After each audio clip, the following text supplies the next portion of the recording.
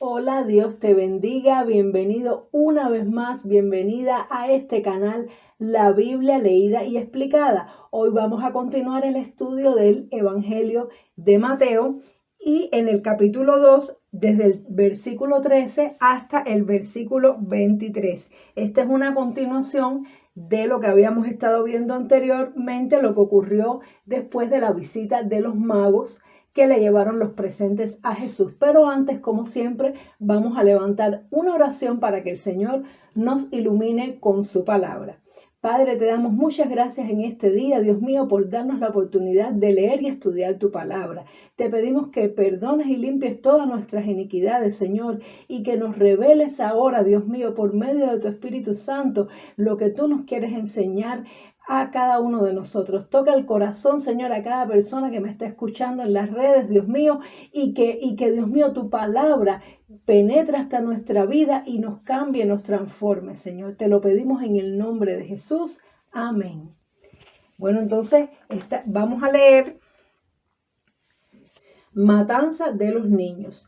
Después que partieron ellos, es decir, se refiere a los magos que fueron a llevarle presentes a Jesús.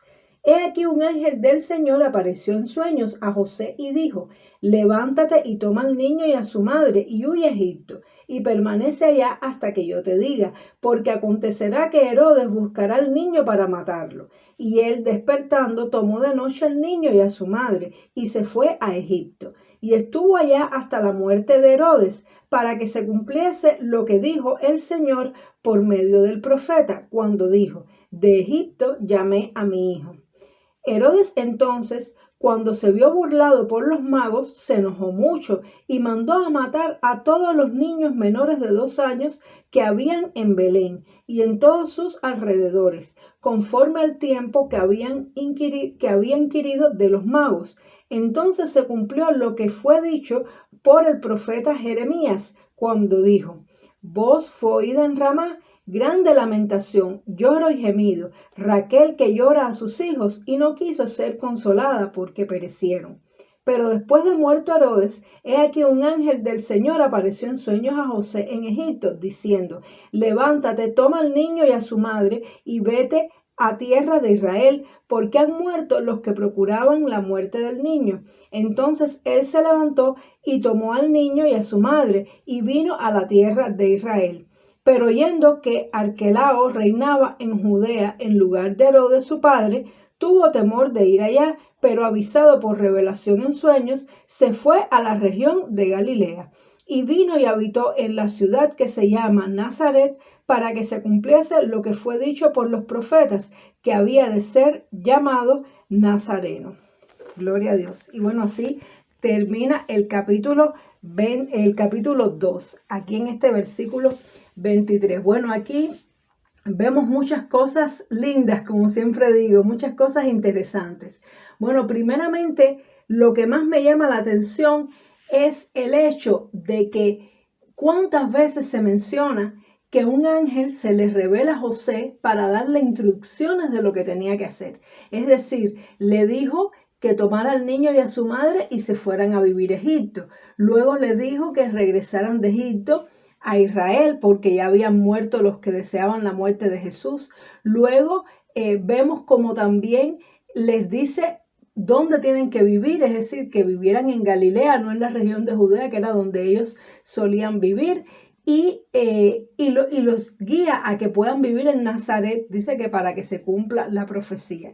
Y aquí me llama mucho la atención el hecho de cómo Dios estaba dándole dirección constantemente a José de hacia dónde tenían que ir, cuánto tiempo tenían que vivir en cada lugar, luego hacia dónde se tenían que mudar. Y esto es una característica que vemos del trato de Dios con aquellas personas que están cumpliendo su voluntad. Cuando tú y yo nos ponemos en las manos del Señor para hacer su voluntad, el Señor nos va a mover, se nos va a revelar y nos va a decir: quiero que vayas aquí, quiero que vayas allá, ahora detente aquí. Y es algo maravilloso que nuestra vida no sea guiada por nosotros mismos, por nuestros intereses, por nuestros deseos, sino por la mano poderosa de Dios. Es maravilloso cuando es Dios el que dirige nuestra vida, el que dirige nuestros pasos, porque Él nos va a dar protección, bendición y además donde quiera que lleguemos vamos a estar en el lugar perfecto que Dios quiere para nosotros en ese momento, y Dios va a estar haciendo su obra por medio de nosotros, porque dice que todos estos movimientos que José hacía guiado por el ángel hacían que se cumplieran las profecías que estaban escritas para el Señor Jesucristo. Así que es realmente algo maravilloso. Yo te exhorto, te invito a que tú le pongas tu vida en las manos al Señor. No manejes el timón de tu propia vida, dale las riendas de tu vida al Señor y vas a ver qué maravilloso es como Dios te mueve de un país a otro, de un lugar a otro. Es lindísimo. Claro que también tiene una repercusión en el hecho de que hay que desprenderse un poco de las cosas que nos aferran, pero es una aventura maravillosa vivir en el perfecto propósito de Dios. Bueno, otra cosa que me llama mucho la atención aquí también en este pasaje es el hecho de que Jesús un tiempo le tocó vivir en Egipto, es decir, que los padres lo tuvieron que llevar para ahí y parte de su niñez fue en Egipto. Y Egipto es una región que espiritualmente tiene un significado, tiene un simbolismo. Egipto significa como la vieja vida, es decir, ese pasado del cual nos sacó el Señor. Egipto simboliza esclavitud, porque ahí estuvo el pueblo de Dios 400 años esclavos, y cómo Dios llevó a su Hijo Jesucristo al punto de partida desde donde el pueblo de Israel tuvo que salir y cruzar el Mar Rojo para entrar en la tierra prometida. Me llama mucho la atención como Dios hizo que Jesucristo recorriera el mismo camino, es decir, este camino espiritualmente hablando, de venir desde el desierto y llegar a Israel. Eso tiene un simbolismo, un significado en que todo lo que sucedió anteriormente con el pueblo de Israel era como un preludio de lo que Jesús después iba a hacer también. Entonces vemos cómo cuando, es decir, se hace referencia a esta profecía dada por el profeta Oseas, que está en el libro de Oseas, capítulo 11, versículo 1, donde dice que Dios amó a Israel y dice estas palabras: de Egipto llamé a mi hijo. Y en ese capítulo de Oseas se está refiriendo a Israel como nación, pero vemos cómo esa profecía también tiene una aplicación hacia el Mesías. Casi todas las profecías dadas sobre Israel tienen una aplicación también sobre Jesucristo. Entonces es impresionante cómo el Señor, es decir, porque Jesús no iba a vivir una vida de pecado de la cual después, ni una vida de esclavitud de la cual después Dios lo iba a sacar, porque Él es santo y de toda su vida vivió de una manera santa, pero aún así físicamente tuvo que recorrer este camino de Egipto que simboliza de dónde Dios nos ha sacado. Otra cosa que me llama mucho la atención también es esto que tuvo que después vivir en Galilea nuevamente. Dice que José sintió temor de ir a Judea. Es decir, que ese temor que él sintió era como un aviso, como algo que Dios le estaba diciendo: no vayas.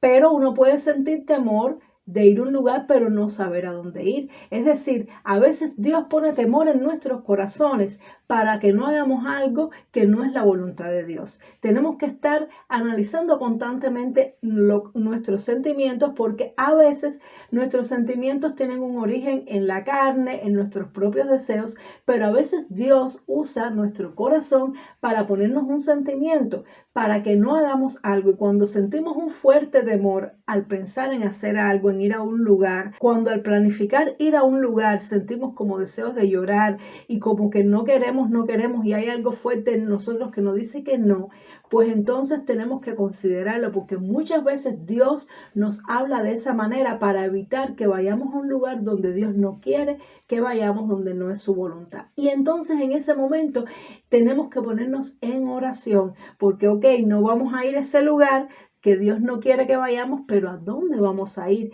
Entonces ahí es cuando viene la revelación de este ángel que le muestra a qué lugar él debe ir. Es decir, que Dios puso en su corazón donde no debía ir, pero después Dios le reveló a través de un ángel, que ese ángel en nuestra vida puede ser una persona, puede ser alguien que se nos acerca y nos dice algo, nos da una dirección que nos da paz en el corazón y sentimos: esto sí es la voluntad de Dios. Así que aprendemos mucho mucho de esto, que debemos ser cautelosos y cuando sentimos temor, no movernos. Cuando sentimos temor hay que quedarse tranquilo para poder ser guiado por Dios. Tenemos que escuchar lo que Dios pone en nuestro corazón.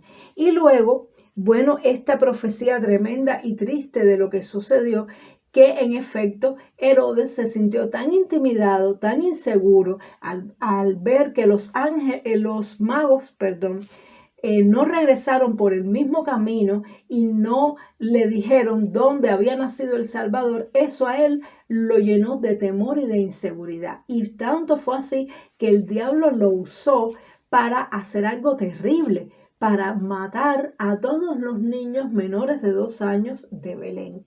Qué cosa tan cruel, hasta dónde las ansias de poder y de supremacía, de riqueza, pueden cegar a una persona al punto de quitarle la vida a cientos de niños inocentes, tal vez miles de niños inocentes, privar a los padres de su familia, de sus hijos, muchas veces de los primogénitos, por tal de una persona afirmarse en su poder. ¡Cuánta maldad!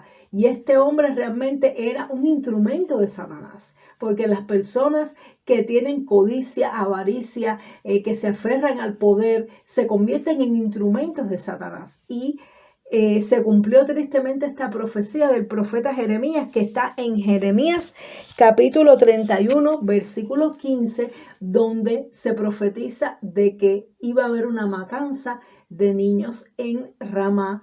Y es tremendo esto que aconteció, y una vez más nos recuerda a la matanza de niños que hubo en Egipto en el nacimiento de Moisés. Es decir, que el enemigo una vez más repite sus estrategias. Cuando ve que hay una persona que tiene potencial o que tiene un llamado fuerte de Dios, trata de aniquilarlo de todas las maneras posibles. Pero vemos una vez más la protección de Dios, como Dios protegió a Jesús para librarlo de esto, y tristemente muchas personas tuvieron que pagar la consecuencia de la maldad, de la avaricia de este hombre Herodes.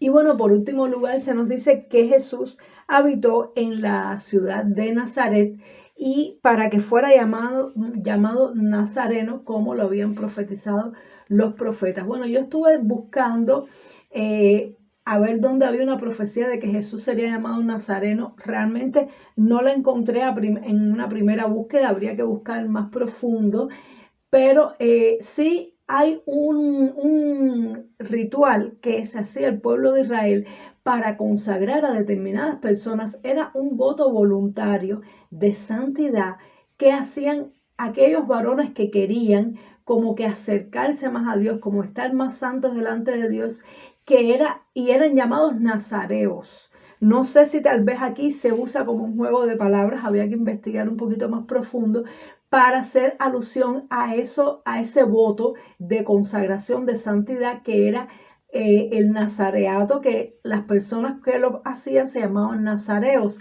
y estas personas es decir, se guardaban para Dios, tenían ciertas cosas que no hacían que el resto de las personas se hacían.